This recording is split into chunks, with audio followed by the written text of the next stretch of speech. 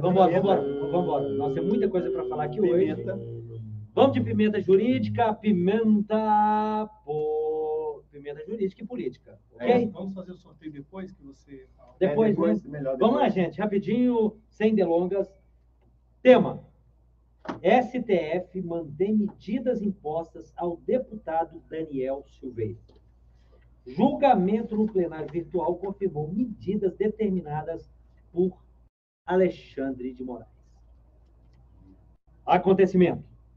O STF manteve as medidas impostas ao deputado Daniel Silveira, União Brasil, Rio de Janeiro. O julgamento no plenário virtual foi concluído nesta sexta-feira, dia 1º de abril. Dia 1º de abril, hein? Apenas os ministros Nunes Marques e André Mendonça, ambos indicados pelo presidente Jair Bolsonaro, votaram contra a decisão de Alexandre de Moraes. A decisão da Suprema Corte Brasileira fixou multa diária de R$15 mil, caso o deputado não colocasse a tornozeleira eletrônica, e indeferiu o pedido da defesa do réu para a suspensão de todas as medidas cautelares contra ele até que a Câmara dos Deputados deliberasse sobre elas e as validasse. A ação penal a que Silveira responde no STF é a 1044, protocolada no ano passado, a partir de denúncia da PGR, Procuradoria-Geral da República. Nela, o parlamentar é acusado de ameaçar o STF e os ministros pelas redes sociais.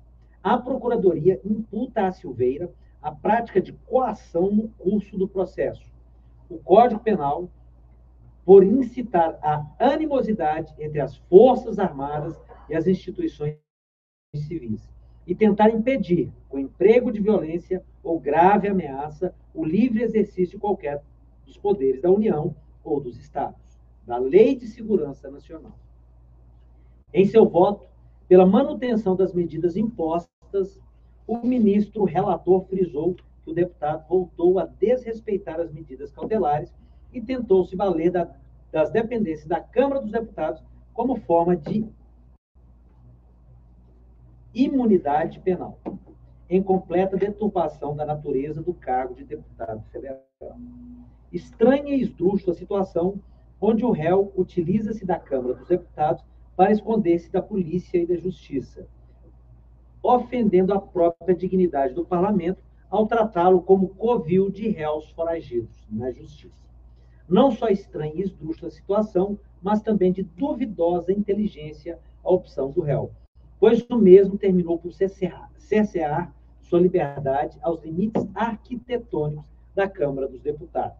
Situação muito mais drástica do que aquela prevista em decisão judicial, pontuou Moraes. Fonte R7, publicado no dia 1 de abril de 2022. E aí, doutores, a atitude do STF, do deputado, são republicanas? Isso é uma pimenta jurídica ou pimenta política? Neutro é shampoo. O cara voltou no Amoedo e fala que é neutro. Neutro é shampoo. Se o tanto de gente que votou no Amoedo tivesse votado nele mesmo, ele que estava sendo presidente agora, né? Bom... Aliás, eu acho que o Amoedo, isso é verdade, tem que aproveitar essa piada, porque é verdade. Acho que o Amoedo tem que pedir recontagem de votos. Teve mais votos do que a quantidade de pessoa que disse que votou no Amoedo, ele tem que pedir recontagem de votos. O que é a moeda? Uma massinha de brincar? Não. Vamos lá, continua. Dá para você prestar atenção. A fala é sua. Ô Damião, eu concordo com o que você falou, tá? Por mais que eu fiz essa brincadeira aqui, você tem razão com relação à ditadura. Nós estamos vivendo no limiar da democracia brasileira. A democracia brasileira foi restaurada lá em 85, né? E em 88 fizemos a nossa primeira Constituição Democrática depois da ditadura militar, depois do golpe militar. E existiu um afã, né, pela liberdade. E a gente nunca viveu, nesses 30 anos de democracia, de Constituição, dessa Constituição, nossa Constituição Cidadã, a gente nunca viveu esse limite. E a gente está no limite, nesse limite. O que acontece? Quais são os limites do STF? Quais são os limites do Judiciário? Quais são os limites do Executivo? Quais são os limites do Legislativo? Os freios e contrapesos, eles funcionam, né? A gente veio a nossa Constituição, ela veio com tanto afã de garantir as liberdades, que ela acabou pecando em alguns gargalos que nós temos, que a gente não consegue resolver somente através de uma nova Constituinte.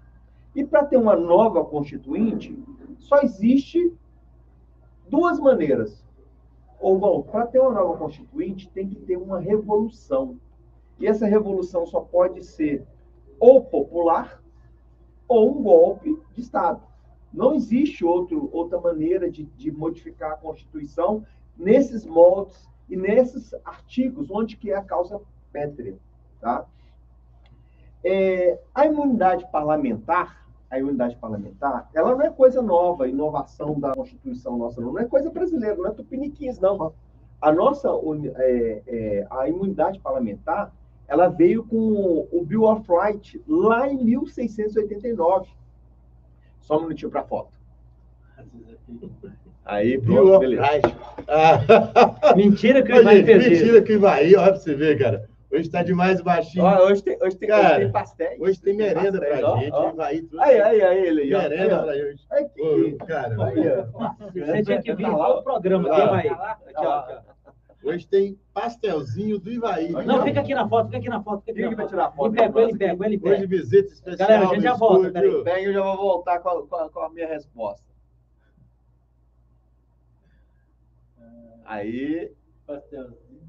Silêncio no estúdio, vamos embora. Obrigado, Ivaí. Deixa eu voltar aqui no meu raciocínio aqui. O que acontece?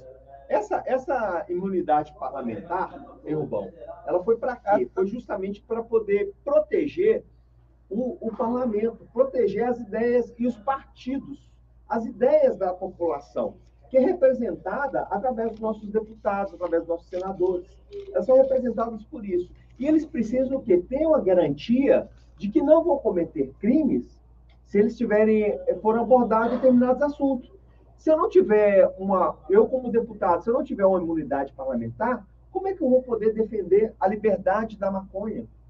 Como é que eu vou poder defender a liberdade do aborto? Não que eu defenda isso, não é isso não. Estou falando das pessoas que precisam defender isso. Ou então que precisam defender outras pautas, que são pautas polêmicas que ela pode estar cometendo crime.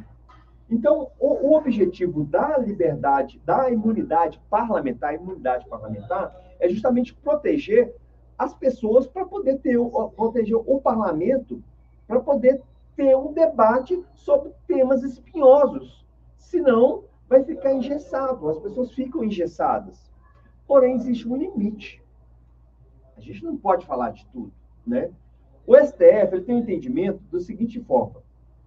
A imunidade parlamentar, ela é absoluta dentro do parlamento. Ela é absoluta dentro do parlamento. O deputado ele pode chamar o outro de ladrão, pode cometer crimes dentro do parlamento que não é crime.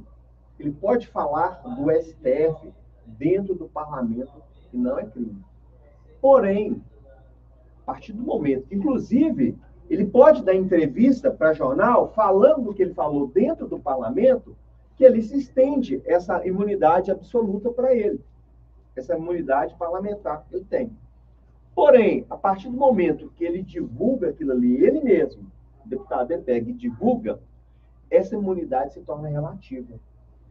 E aí, o que ele falou tem que estar relacionado com a atividade parlamentar dele. Se não estiver relacionado com a atividade parlamentar, ele está cometendo um crime.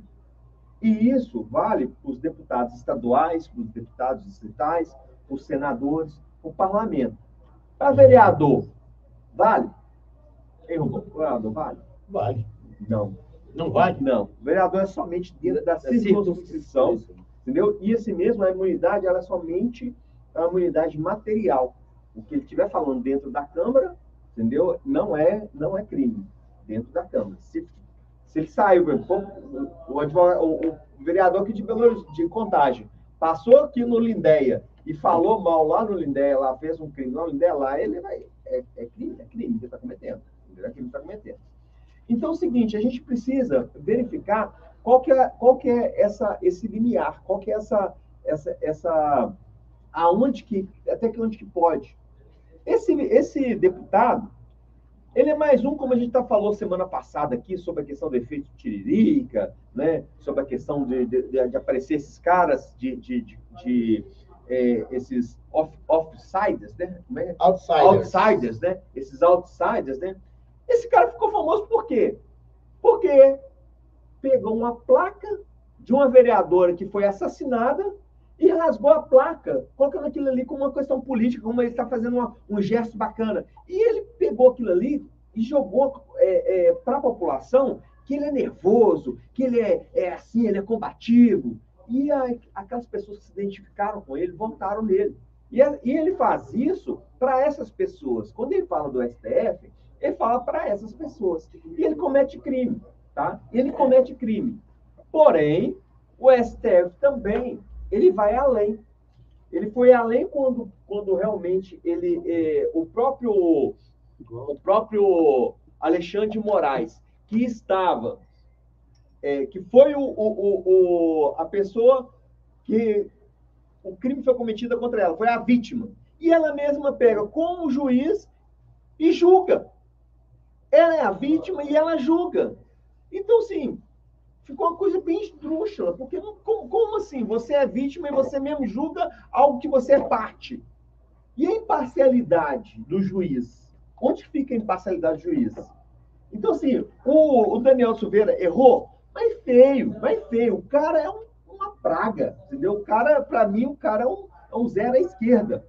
Porém, o STF abusou quando ele faz isso. E a gente pega para ver qual que é o limite do parlamentar, qual que é o limite do judiciário. O judiciário pode fazer qualquer coisa. A Constituição, ela serve para quê? Ela serve justamente para ser a base. Mas a interpretação da Constituição não pode também ficar de qualquer jeito. Não pode ser muito extensiva. Hoje, o que vale é a decisão do STF, não o que acontece, o que está escrito. A Dilma mesmo, quando houve a questão do impeachment, eles pegaram a Constituição e partiram. Não. Agora a Constituição fala que ela tinha que perder o mandato e ficar inelegível. E não, a partir de agora, ela vai perder o mandato, mas pode ficar elegível. Espera aí, a Constituição lá é clara com relação a isso. Então, o STF, ele dá umas mexidas. É necessário a população ir para as ruas. É necessário a gente ir para o debate com relação a esses gargalos que existem na nossa democracia, que existem na nossa Constituição. Presidente da República. Se o presidente fica ameaçando a todo momento, ameaçando as eleições. Se ele perder as eleições, ele vai entregar o cargo dele de bom grado?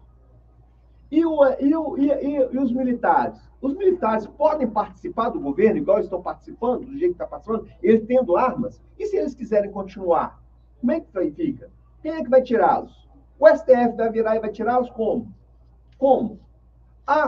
Teve greve aqui há pouco tempo não, está tendo, né? Paralisações da segurança pública aqui em Minas Gerais, né? Há 2 semanas foram lá para frente lá da cidade administrativa e pararam o trânsito lá. Policiais armados pararam o trânsito lá. E aí? Quem é que vai tirá-los de lá?